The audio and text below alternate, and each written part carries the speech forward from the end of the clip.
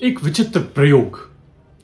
कैसे कई सारे एक्सपेरिमेंट्स हमारी जिंदगी में इस तरीके के एडिशन कर देते हैं जिनके बारे में हम सोच भी नहीं पाते हैं, जो हमको एक नई रोशनी देते हैं, जो हमको जीने का एक नया नजरिया देते हैं। आज एक ऐसे ही स्पेशल केस के बारे में, एक ऐसे ही स्पेशल केस स्टडी के बारे में मैं आपसे बात करूंगा। आपका दोस्त डॉक्टर चक्रवर्ती। हम जुड़े रहें, इसके लिए आप तुरंत इस चैनल को सब्सक्राइब कर लें और लाइक बटन दबाकर इस जोरदार कहानी को सुनिए। 1950s में हार्वर्ड यूनिवर्सिटी के एक बहुत नामी गिरामी प्रोफेसर थे। उनका नाम था जॉन हॉपकिंस विश्वविद्यालय के।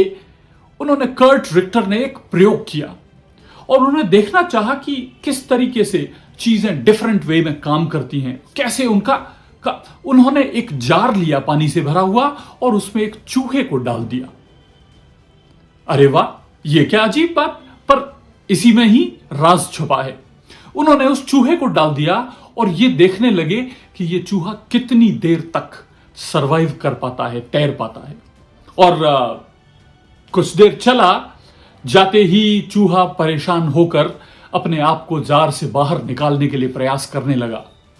कुछ देर बाद उसने हार मान ली और वो डूब गया। इसके बाद रिक्टर ने प्रयोग में एक और परिवर्तन किया।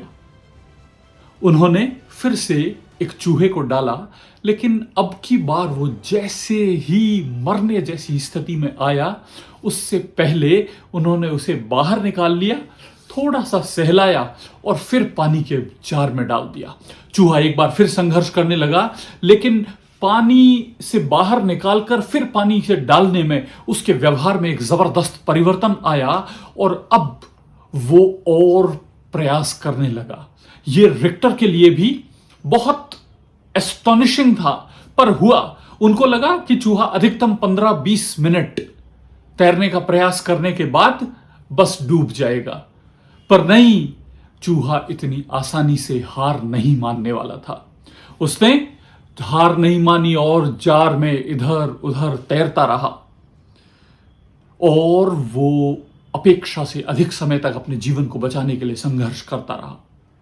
60 घंटे, 60 लॉन्ग आवर्स वो बिना रुके उस जार से बाहर आने के लिए प्रयोग करता रह गया। ये देखकर उनको हैरानी हो गई कि जो 15 मिनट के भीतर डूबकर मरने वाला था, वो 60 घंटे से लगातार संघर्ष कर रहा है और हार मानने को तैयार नहीं है। और यहां से आया एक प्रयोग जो आज भी मनोवैज्ञानिक दुनिया में एक बड़ा अपना नाम रखता है, और उसका नाम है द होप एक्सपेरिमेंट।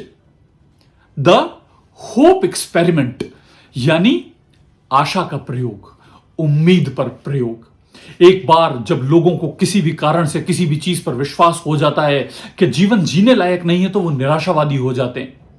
वही निराशा थी जिसने पहली बार में एक चूहे को मार डाला और दूसरी बार में उसको 60 घंटे तक संघर्ष करने के प्रेरित किया। इसको हम आशा की कमी या निराशा कह सकते हैं। पहली परिस्थिति में चूहे की यह धारणा थी कि अब कोई बचाव नहीं है, अब कोई उपचार नहीं है, और वो हार मान लेता है और मारा जाता है। बट दूसरे में उसकी परिस्थिति में क्या बदलाव आया, और यह था कि निराशा हट गई, नया सूरज खिल गया। जब चूहे को डूबने से पहले निकाल लिया गया तो उसे लगा कि सब कुछ खत्म नहीं हुआ है, अभी स्थिति उतनी निराशाजनक नहीं है, शायद कुछ हो सकता है।